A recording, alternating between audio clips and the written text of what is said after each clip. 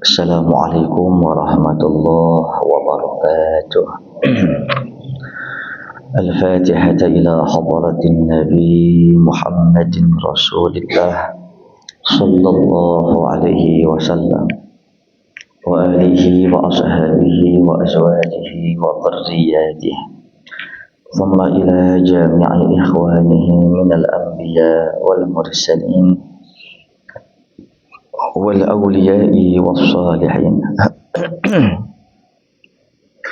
thumma ila arwahi amwatina wa amwatil muslimin khususan ila ruh muallif hadzal kitab al-mubarak anna Allah yaghfiru lahu wa liwalidayhi wa jami'i masyayikhihi wa anna Allah yanfa'una bi'ulumihi fid darain amin. Al-Fatihah.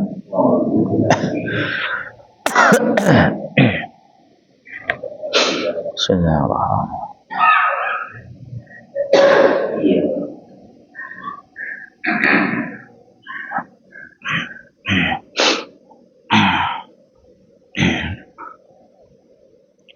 Bismillah walhamdulillah wassalatu wassalamu ala asyrafi khalqillah wa ala alihi wa sahbihi wa man tabi'a hudah wa walah amma ba'du. Fa inna asdaqal hadis kitabullah ta'ala azza wa jalla wa khairal hadyi hadyu sayyidina Muhammadin Rasulillah sallallahu alaihi wasallam wa syarrul umur muhdatsatuha wa kullu muhdatsatin bid'ah wa kullu bid'atin dhalalah wa kullu dhalalatin fin-nar. Wa bis sanadil muttasil ila al-imam al-muallif rahimahullahu ta'ala wa adama an-naf'a bi 'ulumihi fid darain amin. Bismillahirrahmanirrahim. Qala al-muallif rahimahullahu ta'ala an Aisyah radhiyallahu anha qalat qala Rasulullah sallallahu alaihi wasallam man ahdatha fi amrina hadza ma laysa minhu fa huwa raddun. Muttafaqun alaih. Ini hadis kemarin kita udah baca, tapi yang sebelahnya belum ya. Wa fi riwayatin li muslimin man amila amalan laysa alaihi amruna fa huwa raddun. Dan pada riwayat Imam Muslim, siapa orang yang beramal akan satu amalan yang tidak ada dari kami asalnya fa huwa raddun, maka itu tertolak ya. Jadi hadis pertama ini menggambarkan kepada kita kalau apapun amalan umat Islam yang tidak pernah dicontohkan oleh Nabi Muhammad itu adalah raddun, tertolak. Kalau bahasa yang lainnya di hadis yang selanjutnya dikatakan muhdatsat. Muhdatsat itu sesuatu yang baru. Kalau sesuatu yang baru itu sekarang ada, zaman Nabi kagak ada gitu. Contoh bini baru ya. Kan dulu nggak ada. Nggak usah dah, ntar anu lagi. Wah, pokoknya kalau yang baru-baru kan enak ya sebenarnya. Tapi kalau khusus ibadah, segala sesuatu yang baru hukumnya bid'ah. Nah, saudara-saudara kita yang sedikit bersinggungan dengan kita, dia kagak mau tahu tuh. Pokoknya kalau yang kagak ada zaman Nabi semuanya bid'ah. Lu ngomong aja bid'ah. Yang bid'ah sesat. Itu contoh. Ini kan udah dibahas di sini 1000 kali, Ustaz Dedi. Ya Ustaz. Tapi kadang masih budeg aja. Ustaz, ini Ustaz. Ustaz Bejo. Contoh. Emang Nabi pernah bikin haul bapak ibunya, engkongnya? Pernah enggak? Enggak. Nabi saban malam Jumat baca Yasinan, pernah enggak? Kagak pernah, nggak pernah. Terus muludan, Nabi bikin muludan. Ayo, gua ulang tahun nih. Bikin nggak?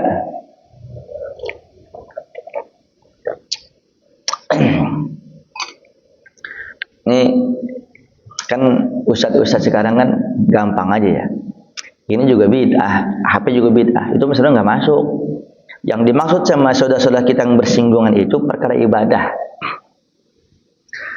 HP zaman Nabi ada nggak? Ini kan bid'ah, tapi lo pakai itu aneh kurang tepat. Padahal sama Ahlus Sunnah wal Jamaah, tapi masalahnya yang dimaksud oleh orang-orang yang sono tuh, yang dia kata bid'ah bukan perkakas, bukan materi, tapi perkara ibadah. Yasin, tahlil, haul, maulid itu kan bid'ah, ibadah. Itu bid'ah kata dia. Nah, di sini klasifikasi lagi. Sekarang masuk neng ya. Sekarang perkara bid'ah itu, kalau kita itu bid'ah ada dua. Sekalipun pilihan kita nomor 3, ya 2 ya. Oh, udah menang, ya menang ya. Assalamualaikum. Ya, Bang Saleh. Kalau kita bilang bid'ah itu ada 2, tapi kalau mereka nggak ada. Dalilnya mana nih? Nih Bang Haji Murdo. Kalau kita bisa, komandan. Ntar nasib anak cucu kita, komandan. Kalau kita kagak ngasih, bagus direkam dan biar jadi buat anak istri-istri. Dasarnya mereka jelas juga kalau kullu bid'ah dhalalah. Setiap bid'ah sesat. Kalau ngomong setiap itu kan lil jami' seluruhnya. Ini ada kelas saya ini di pesantren, Ustaz Andri. Di sini di farmasi dia disuruh ngedrop obat alat kesehatan sama Bu Ratna, Bu dokter. Nanti dia kalau ngomong kullu lil jami' seluruhnya. Hadis Nabi jelas kullu bid'ah dhalalah, setiap yang baru sesat. Nah, ini yang enggak ketemu Ustaz Anggi. Kalau kita bilang bid'ah ada 2, dia mah kagak ada, semua sesat. Yang baru sesat. Kalau kita, dia kagak mau pakai ilmu usul fikih, nggak mau pakai kias, hadis, Quran hadis doang. Ijma, kias juga gak pakai. Sementara usul fikih itu ada hasil daripada ijtihad. Kalau kata-kata kullu itu artinya seluruhnya. Dalam kaidah ilmu usul fikih itu disebut lafaz am, lafaz umum. Kaidah lafaz umum itu la amma illa wa huwa qad khussa minhul ba'd. Tidak ada satu kalimat umum, kaidah umum kecuali pasti ada pengecualian. Saya kasih satu contoh yang pakai kullu ternyata ada pengecualian. Bukannya qaul ulama, bahkan hadis Nabi Muhammad. Kullu ummati yadkhulunal jannah illa man aba. Kullu, setiap umatku pasti masuk surga. Nih, kalau dia bilang kullu itu nggak ada pengecualian, lah Nabi bilang setiap umatku pasti masuk surga, kecuali berarti ada pengecualian. Kecuali yang nggak mau. Siapa yang nggak mau? Mereka yang tidak taat kepada Allah dan kepada Rasulnya. Itu kan pengecualian namanya. Jelas nggak? Nah, berarti ketika dikatakan kullu bid'ah dhalalah, setiap bid'ah itu sesat, berarti terbantahkan dengan hadis itu, karena ada bid'ah yang kagak sesat. Jelas? Yang mana? Nah, ini ditanbih oleh Abuya As-Said Muhammad bin Alwi Al-Maliki. Beliau mengatakan dalam kitab Mafahim Yajibu an Tusahhah, ma wafaqas sunnah fahuwa hasanah. Bid'ah yang sesuai dengan Bang Haji ngancok takbir ya. Nah, nyender mulu sih. Akhirnya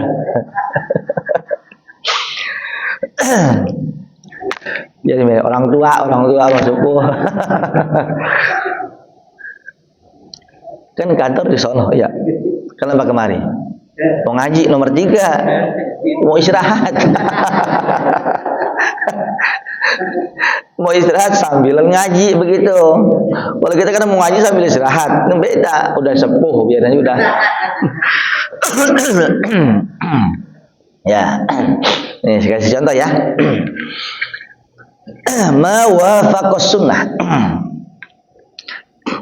Bid'ah yang sesuai dengan sunnah itu adalah hasanah, baik. Saya kasih contoh, jangan sekarang ya. Saya mau ngelihat, saya mau beri antum bagaimana profil daripada Sayyidina Umar bin Khattab. Kenal dong siapa beliau? Kenal di mana?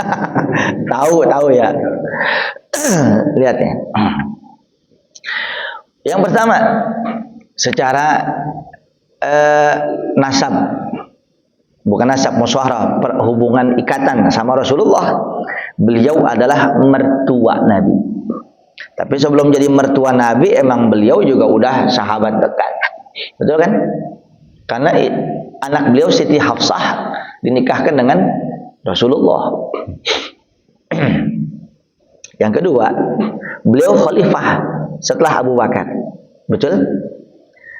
Yang ketiga, Umar bin Khattab ini bukan cuma sekedar ilmunya luas, ibadahnya hebat, tapi sakti mandraguna, jin pun rengas saja takut.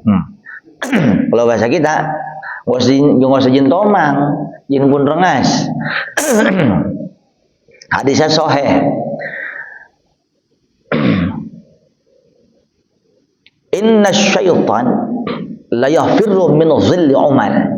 Kata Nabi Muhammad sallallahu alaihi wasallam, setan itu melihat bayangan Umar bin Khattab kabur. Bayangan Sayyidina Umar, bayangannya doang. Waduh, Umar nih kabur setan.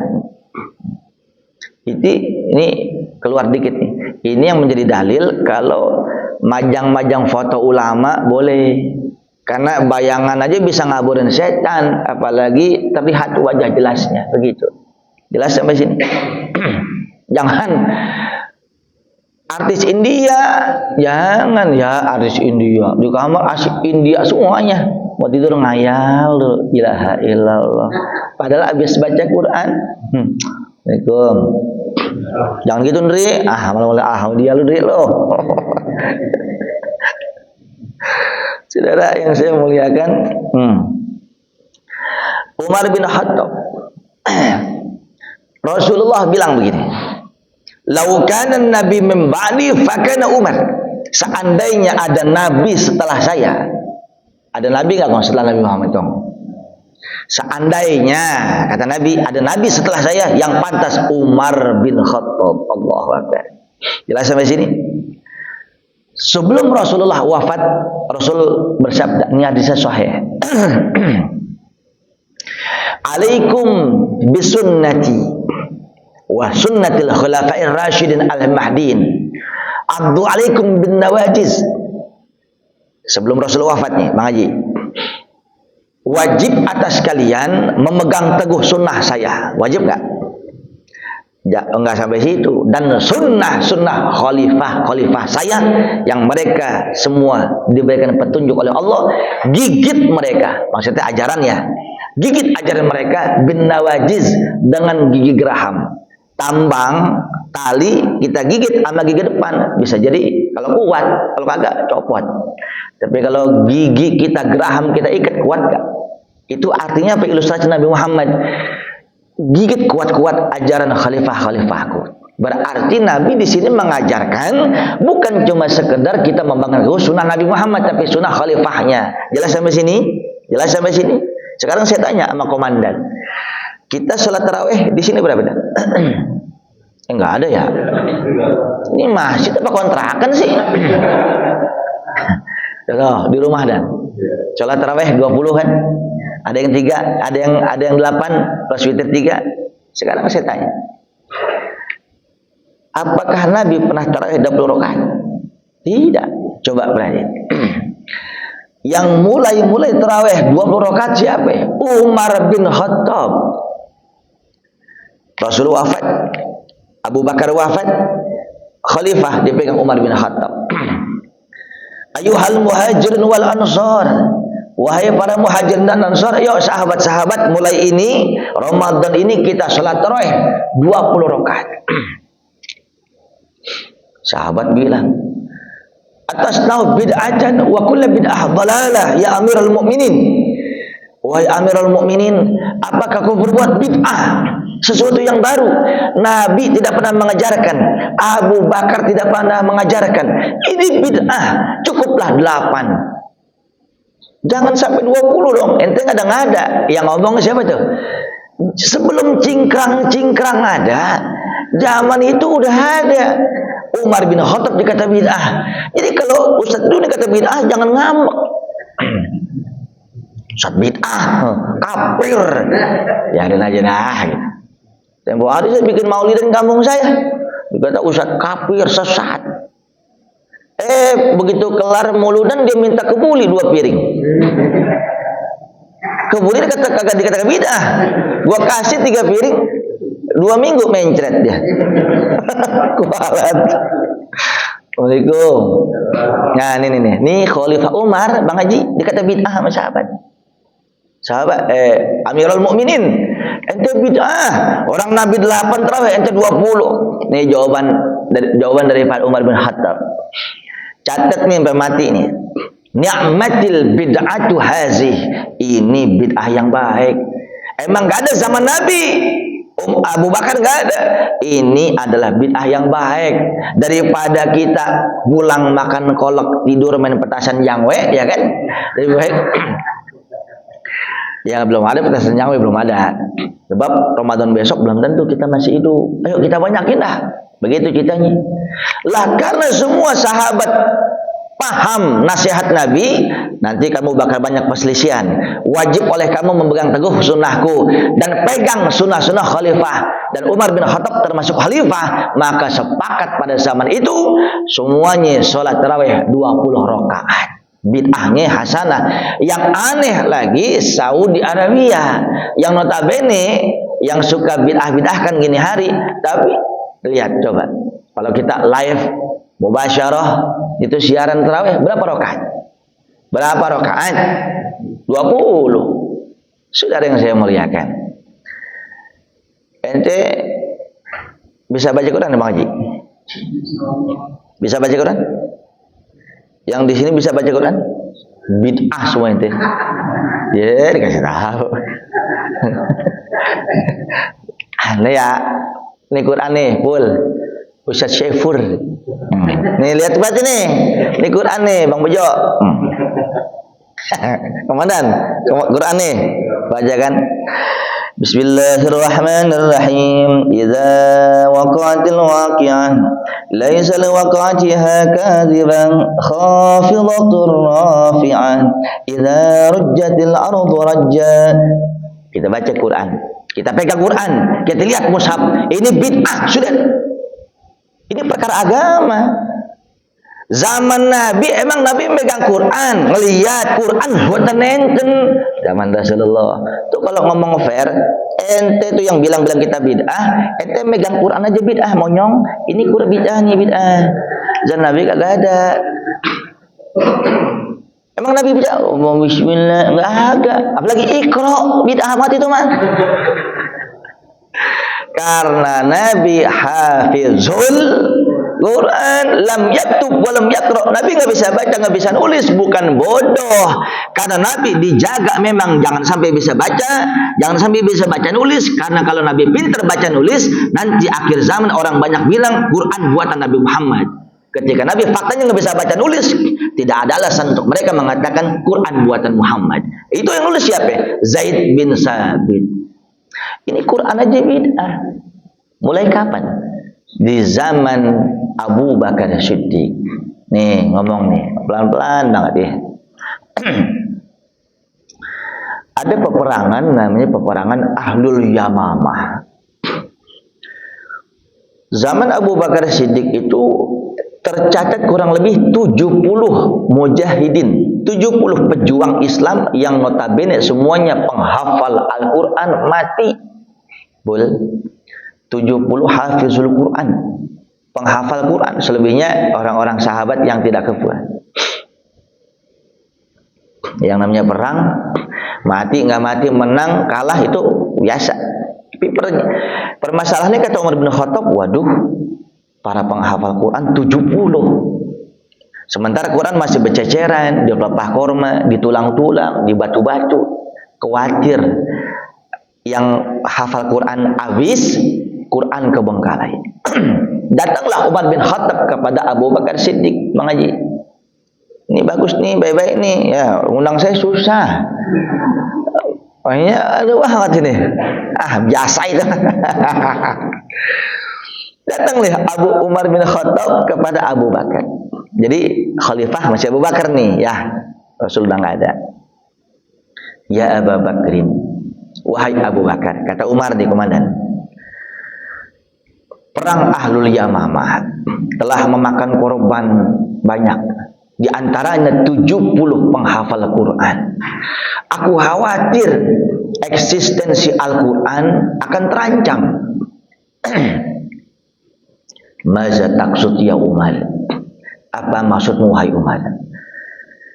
Aku ingin engkau memberikan instruksi kepada kami untuk mengkodifikasikan Al-Quran, untuk membukukan Al-Quran, merangkum Quran semuanya daripada penghafal Quran, ditulis, dijadikan buku.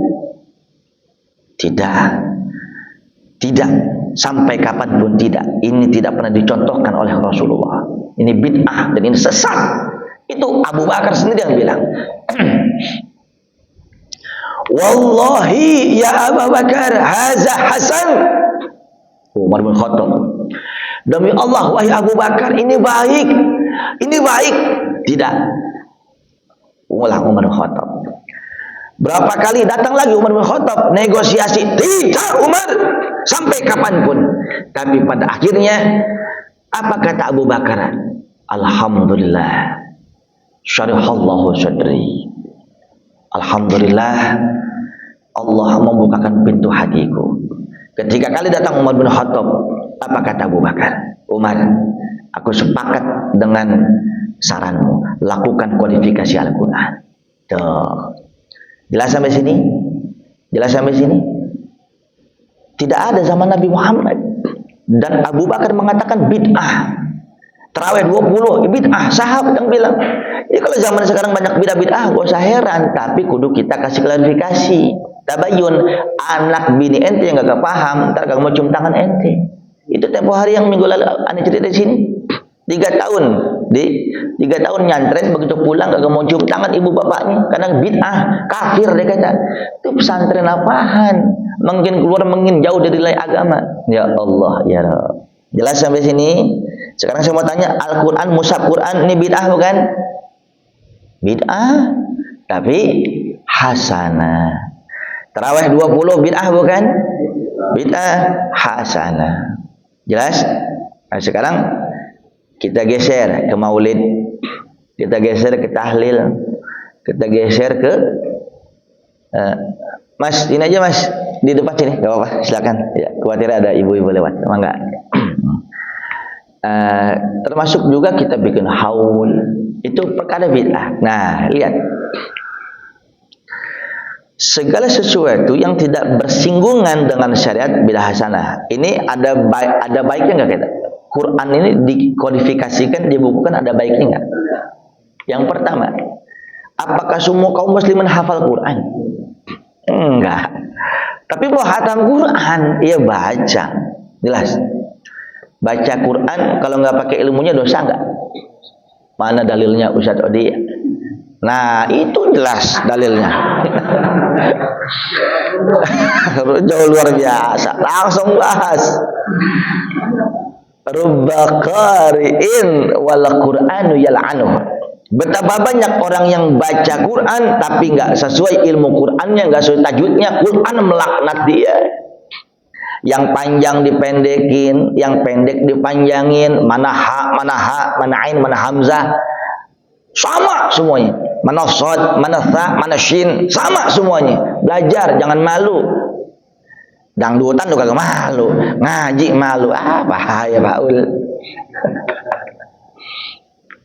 Udah kagak boleh gitu. Alhamdulillah, alhamdulillah. Kok colok nih? Ha. Kata kong Haji Nausin, guru gua. Ha, kakak, ha. Gue colok biji mata nih. Alhamdulillahirabbil alamin. Ar-Rahmanir Rahim. Enggoyril. Aduh, ini kan harus belajar. Saya ulang, betapa banyak orang yang baca Quran tanpa ilmunya, Quran melaknat dia. Udah tengsin, malu nggak mau baca Quran. Kan ada Latinnya kan bisa saya baca. Bisa, tapi salah kaidahnya. Bismillahirrahmanirrahim. Yasin, ya a si i in. Ini banyak. Salah nggak? Dapat dosa. Berarti ilmu untuk menunjang Al-Quran wajib nggak? Wal akhzu bit tajwid hatmun lazimun wa man lam yujawwid al-Quran asimun. Belajar ilmu tajwid wajib.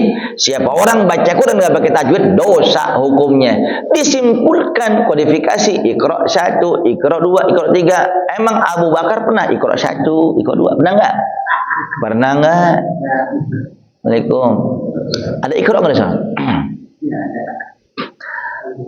Ada teori apa mana?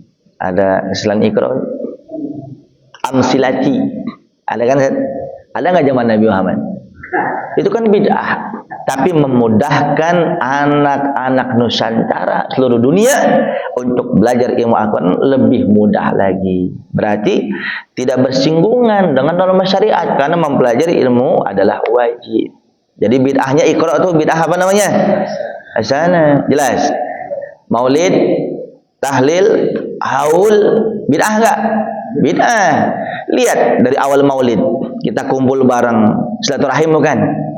Baca Yasin apa baca status? Jawab dong. Baca Yasin apa baca status? Ada tahlil enggak? Tahlil isinya apa? Zikir, tahmid, tahlil, doa, bagus enggak? Dengerin kori, bagus nggak? Dengerin biduan kemidi puter, bagus nggak? Kan nggak ada biduan kemidi situ mah. Kori, bagus dengan Quran. Habis itu ada tausiah, habaib ulama, serokolan, selawat, innallaha malaikatahu yusholluna 'alan nabi. Quran ada. Tidak kenal maka tidak sayang. Disampaikan butiran hikmah ilmu, bagaimana sifat Nabi Muhammad oleh ulama. Ustaz, bagus nggak? Kelar urusan. Yumaddu lahum simatun, makan bareng, sedekah enggak? Bagus enggak? Umat Nabi Muhammad syariat enggak tuh makan bareng? Habis itu pulang. Di mana letak poin haramnya? Apakah ada di situ? Lagi maulidan, mabok, maulid. Ada enggak? Lagi maulidan sono main gaple, ilah kiuk dia. Ada nggak? Lagi yang maulidan pacaran di sono nggak ada. Berarti semua ini kebuatan baik. Maka maulid tahlil itu bid'ah, tapi hasanah. Jadi nggak ada hubungannya apa bid'ah zaman Nabi, itu nggak benar. Kita harus klasifikasikan. Lah sekarang menurut kita Ahlus Sunnah wal Jamaah Bang Bejo, lah yang disebut hadis Nabi ini yang mana nih? Kata Nabi, siapa orang yang berbuat yang baru di dalam urusan agama kami yang tidak ada dasarnya itu sesat, itu tertolak sesat. Nah, kalau begitu yang dimaksud oleh Nabi Muhammad yang bid'ah dhalalah itu yang mana? Nah, ini ulama kita mengklasifikasikan segala jenis ibadah yang bersinggungan dengan keimanan dan di situ bisa mengkeroposi keimanan, ini bid'ah yang sesat. Perkara iman, contoh gini, 4 bulan di rahim emak kita sudah ditentukan umur kita, rizki kita. Istri itu nggak masuk karena istri masuk ke rizki, jodoh itu nggak masuk ke rizki, ya. Kan rezeki bisa dikit bisa banyak, begitupun istri bisa dikit, ya pokoknya sudah deh ya. Lanjut nih. Yang ketiga, bahagi amal kita, perbuatan baik kita sampai akhir udah kerekam. Yang keempat, nasib kita. nanti celaka atau enggak. Ngomong rezeki, jodoh udah ditentukan. Jodoh si fulan sampai mati, oh ada yang belum nikah. Jodoh si fulan 4. Jodoh si fulan istrinya 1 tapi rasa 4 nih. Bikin mengkelap doang. 1 rasa 4. Udah tentuin Bang Bejo. Jelas? Wajar sebagai ibu, sebagai ayah, ya Allah, umur anak saya sudah lanjut usia, mana perempuan, umur dah lanjut, pengen datangnya ke mana? Datangnya ke Mbah Jembros. Ya udah datang sini, tak mandikan 7 malam Jumat, mandinya bareng saya. Mandi kembang 7 rupa, ya kan? Insya Allah berkah dengan bersentuhan dengan saya, dapat jodohnya. Nih ngomong keimanan, jodoh kita sudah ditentukan, ya kan? Betul nggak? Bang Haji, komandan beriman nggak? Jodoh kita ditentuin. Beriman dong. Faktanya, kalau orang menjemput jodoh itu caranya salah, ke yang Jembros. Mandi kembang 7 rupa, 7 malam Jumat, kudu bersentuhan dengan 7 dukun dan sebagainya. Itu yang bid'ah sesat, bid'ah sayyi'ah. Kalau mengambil cara daripada agama, maka datang kepada ulama yang benar-benar berkompeten. Maka tidak boleh keluar daripada Al-Quran. Banyak sekali di antaranya. Ada yang belum nikahin, jangan catat nih ya, awas loh. Catat sih agak rekaman dari catat lagi. Di antaranya, bacalah doa Nabi Zakaria di Quran setiap ba'da salat subuh 7 kali. Rabbi la tazarni fardau wa anta khairul warithin. Habis maghrib baca 7 kali. Dan setiap ba'da salat fardu bacalah al-asmaul husna. Enggak keluar dari Quran dan hadis. Yang mana? Ya Nur 100 kali. Ya Nur, tiup kedua tangan, usap ke muka. Insya Allah dalam itu keterangan, siapa orang baca ayat Quran tersebut dan al-asmaul husna tersebut, mudah-mudahan sebelum 1 tahun Allah kirimkan jodoh pilihan Allah. Itu yang begitu. Ini caranya syar'i. Tapi kalau ke dukun namanya bid'ah sayyi'ah. Jelas? Jelas ya? Kalau kita cinta tanah air, boleh nggak? Boleh. Kita cinta sama budaya tanah air, boleh nggak? Boleh.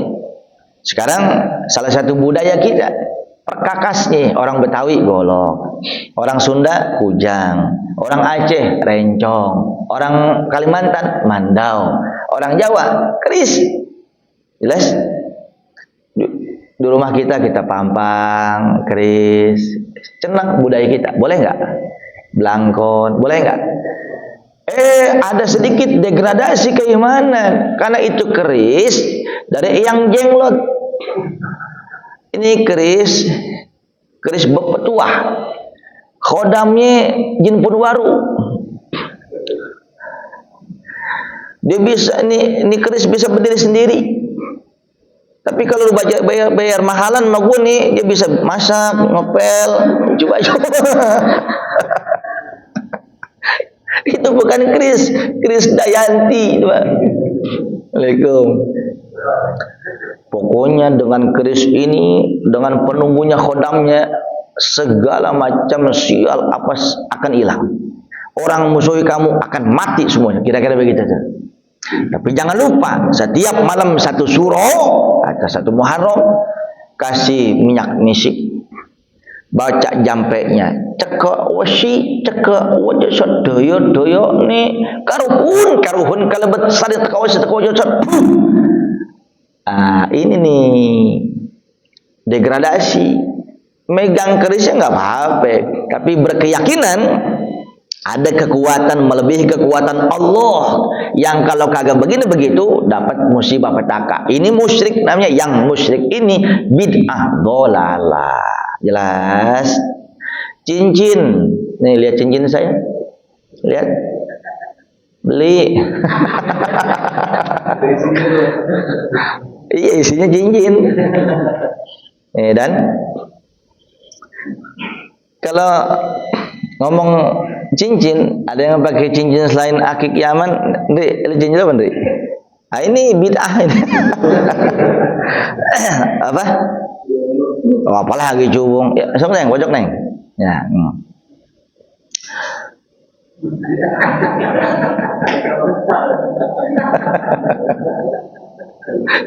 Ini, sudah yang saya muliakan, perhati ini. Lihat. Tatap mata saya. Hadisnya sahih Bukhari. Coba antara Muslim dan Bukhari. Rasul mengatakan, ini biar paham. Dalam hadis dikatakan, kana khatamu Rasulillah sallallahu alaihi wasallam min fiddah wa kana fissuhu habasyian min warikin. Dalam hadis dikatakan cincin Rasulullah terbuat dari perak. Ini perak. Dan batu cincinnya adalah akik Yaman Habasyi. Ini berarti kalau Andri pakai cincin cubung bid'ah. Pakai virus, orang mau sehat engkau bawa virus. Ini kira-kira ngomong begitu tuh. Nah, sekarang apakah orang yang pakai cincin blok oval, bacan, blue sapphire, cat eye crossover dan sebagainya itu bid'ah? Tidak, karena nggak nyangkut keimanan, enggak, ya. Sama HP, mobil, nggak usah ganti ontak, nggak usah. Itu bukan perkara keimanan. Sampai sini jelas? Sekarang cincin nih, Bang Bejo, saya pakai cincin ini. Dalam hati saya, ittiba'anin Nabi, sunnah Rasulullah. Boleh, insya Allah pahala. Tapi kalau dalam hati saya, wah kalau gua kagak pakai ini bahaya. Kalau gua pakai ini, kalau gua pakai orang pada sama gua senang semua, nolak balak macam-macam. Sampai udah di tengah jalan lupa pakai cincin, balik lagi ke rumah. Jadi ketergantungan. Ini musyrik namanya. Jelas. Sekalipun dalam batu mulia banyak faidahnya. Ada kitabnya, Jamrud, Az-Zumurrud lit-ta'lim wa ta'allum. Siasa untuk politikus, kiai pakainya Jamrud. Lit-tijarah pakainya blue sapphire. Lidafis sihir itu black akik Yaman diantaranya. Kemudian bisa black diamond, berlian hitam. Ini banyak kitabnya ada. Nah, sekalipun faedahnya seperti itu, tapi kita tidak boleh meyakini dan merasa kalau nggak pakai itu kagak begini. Kegelincir tuh hati kita dikit. Gua kudu pakai ini. Kalau pakai ini musyrik bid'ah. Balikin. Jelas. Saya mau nanya nih. Kalau komandan nih puyang minum obat A gitu ya, saya ditawarin obat yang komandan kasih. Saya bilang gini, Dan, mohon maaf nih, makasih. Aneh kalau kagak minum Pantogin nggak sembuh. Hah? Pantogin tembok. Jadi saya meyakini yang menyembuhkan penyakit saya Pantogin. Ini musyrik. Kalau cuma sekedar wasilah, Bang Haji, ini dokter Ratna ngasih obat kok pas banget. Dokter yang sono ngapa jadi dak-dikduk mulu jantung gua. Wah, dokter Ratna emang hebat nih mah. Kagak lagi dah musyrik, dokter Ratna bukan berhala. Bu dokter nggak ada kan? Ada, aman. Jadi cuma wasilah. Taunya wasilah kenapa? Lah faktanya komandan nggak pakai obat saya sembuh. Berarti bukan Tuhan. Begitu. Jelas sampai sini. Begitupun keris, cincin dan sebagainya. Ini so mau ulang-ulang lagi, jangan sampai apa? Goyah iman kita. Kita harus fair, kita harus mengiyakan kalau memang maulid, tahlil, haul itu bid'ah, iya bid'ah, tapi bid'ahnya baik. Bid'ah yang sesat yang tadi tuh, yang kedukun, percaya jimat, yang bisa ngeroposi iman kita, akidah kita, perbuatan musyrik, itu adalah bid'ah. Lu maulidan lu kata bid'ah, dangdut paling depan lu apa ya, wajah tangga saya sok kayak bagaimana begitu. Tapi kan gua kagak di depan, gua cuma jaga parkiran dangdut sama PA nya. Assalamualaikum. Yuk kita ngomong dangdut haram apa enggak? Ini ngomong hukum. Ngapa pada pelototin gua? Dangdut itu jenis musik, dangdut, keroncong, slow rock, ya kan, macam-macam, gambang kromong, itu adalah musik. Kita pelajarin semua kaidah. Ulama mengatakan, jumhur ulama mengatakan yang namanya musik mubah. Musik itu boleh. Ingat musik ya, musik. Saya kalau pulang 1:30, 1:30, sampai rumah kan nggak bisa tidur sih. Dengerin musik dulu sih. Yang saya suka kan Scorpion, Dust in the Wind, ya kan. Keroncong nggak main gua. Iya, ini kalau ngomong pribadi. Assalamualaikum. Di parapel kan begitu kan. Bahkan pakai kata sumur tucok, yang penting keren dulu musiknya. Dangdut saya suka. Tapi ingat, ketika di musik itu ada eksesnya. Dangdut, mohon maaf lahir dan batin, kalau yang nyanyi contohnya adik saya Ridho Roma, ya kan,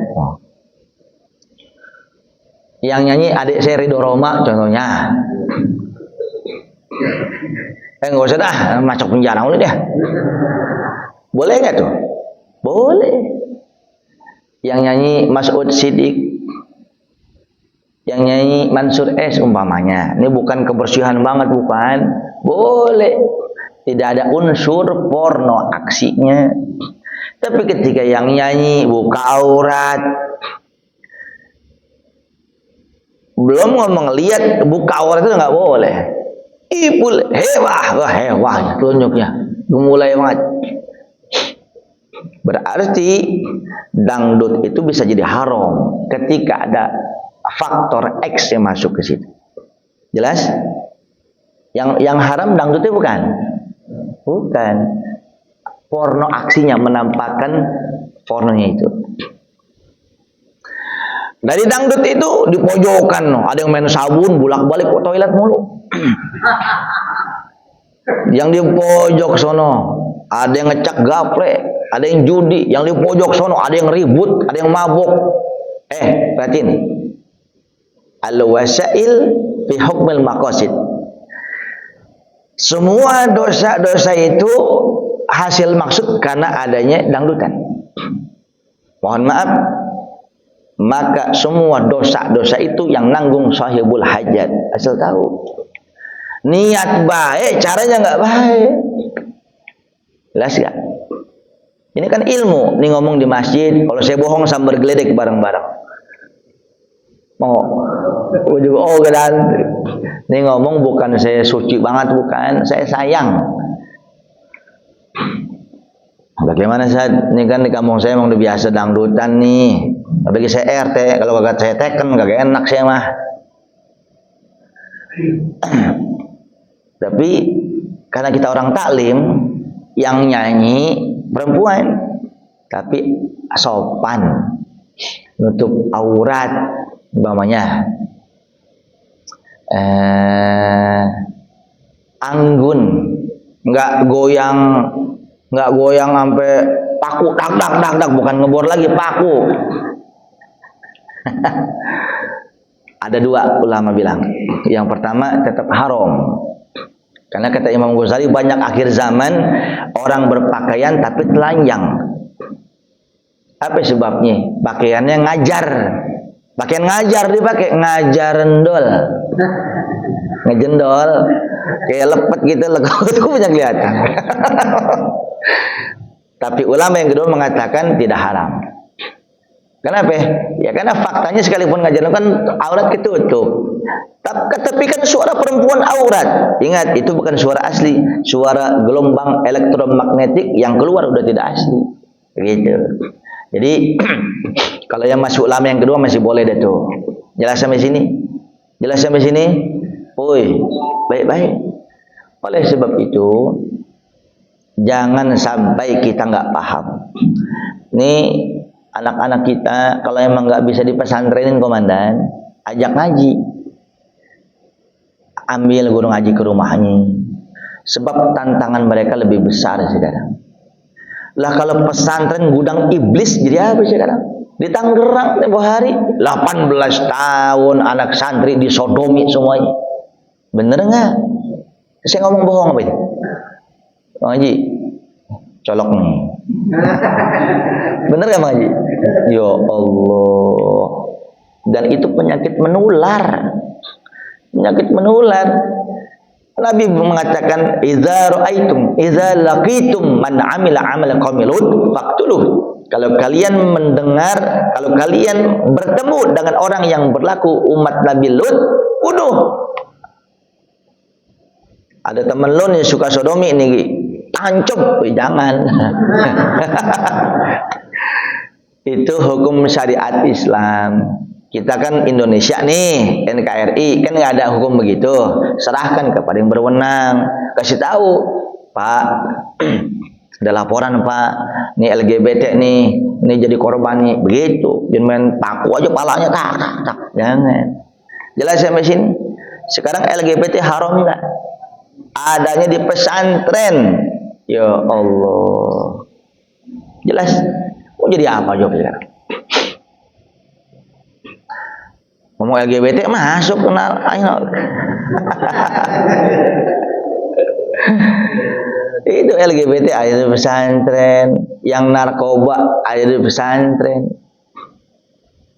Ada kan? Ya Allah. Mau jadi apa? Ah, makanya lindungin anak kita dengan doa dan perut yang halal. Mana doanya? Habis sholat fardu bacalah Rabbi habli minas salihin. Ayo bareng-bareng.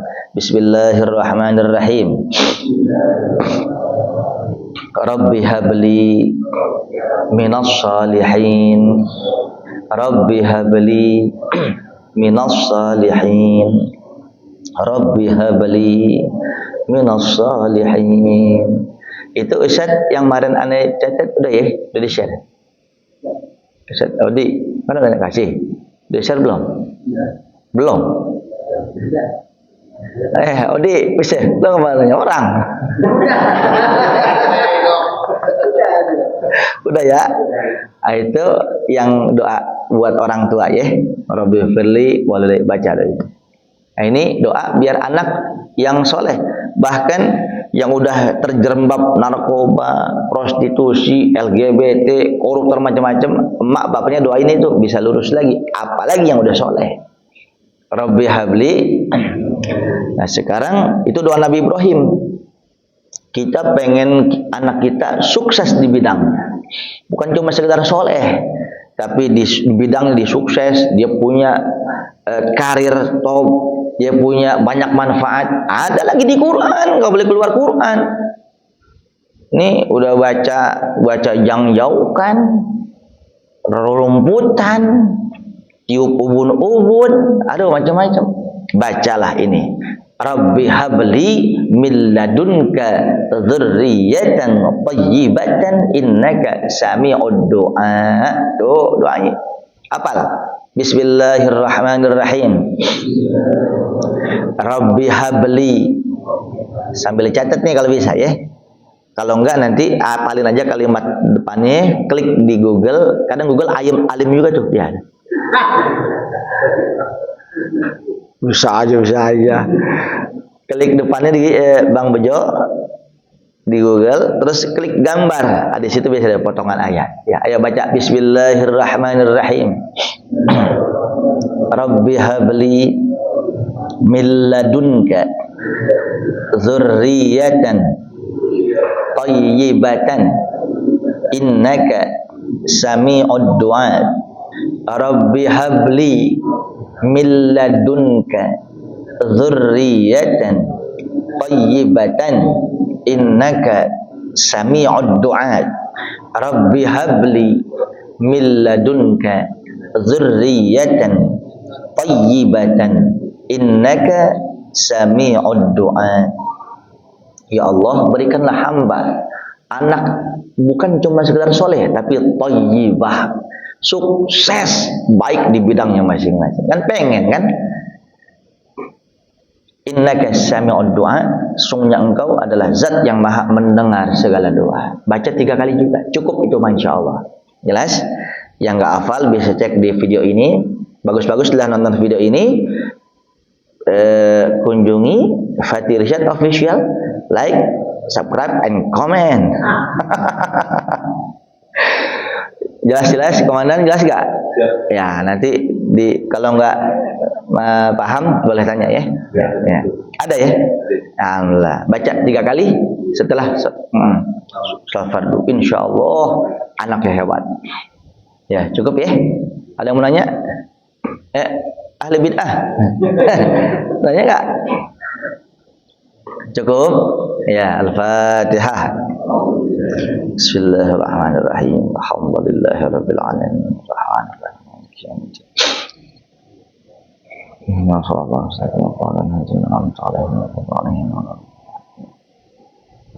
Bismillahirrahmanirrahim. Alhamdulillahirabbil alamin.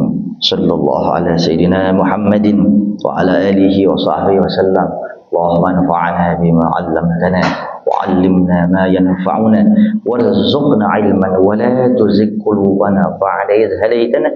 Rabbana atina fid dunya hasanah wa fil akhirati hasanah wa qina 'adzaban nar. Rabbana taqabbal minna innaka antas sami'ul 'alim wa tub 'alaina innaka antat tawwabur rahim. وصلى الله على سيدنا محمد النبي الأمي وعلى آله وصحبه وسلم. سبحان ربك رب العزة عما يصفون وسلام على المرسلين والحمد لله رب العالمين. السلام عليكم ورحمة الله وبركاته.